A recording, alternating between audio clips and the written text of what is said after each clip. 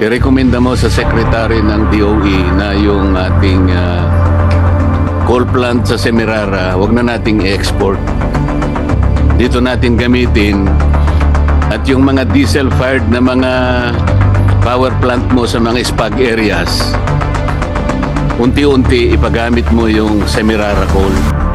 Mura kasi yun eh, kesa dun sa diesel. Lalo na ngayon, kung talagang wala nang, kung totoo talaga na walang diesel at mahal na mahal. Kasi po ngayon, Mr. President, Mr. Chair,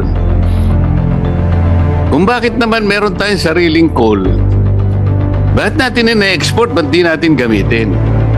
Ang palagi pong kinakatwiran ng DOE, ito si Yusek Quintebella, kahit nasabihin pa yung low calorific value, isipin nyo kung anong mangyayari nun. Kung halimbawa coal plants na lahat, halimbawa sa Mindoro, dalawang electric cooperatives yan eh, puro diesel. Isipin po ninyo ang universal charge, Mr. President.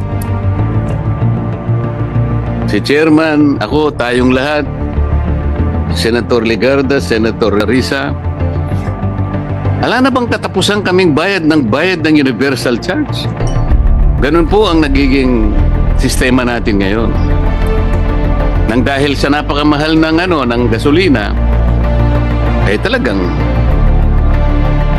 wala na pong katapusan, lalo na po yung spageras. Unless, isa po, yung nga sinasabi ko, wag na po nating export yung coal na nanggagaling sa Semirara.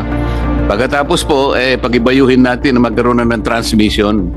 Yung pong matagal ng pangarap na manggagaling po sa Batangas papunta ng Mindoro, hindi po baligtad. Ang ginawa po yata ngayon binaligtad eh.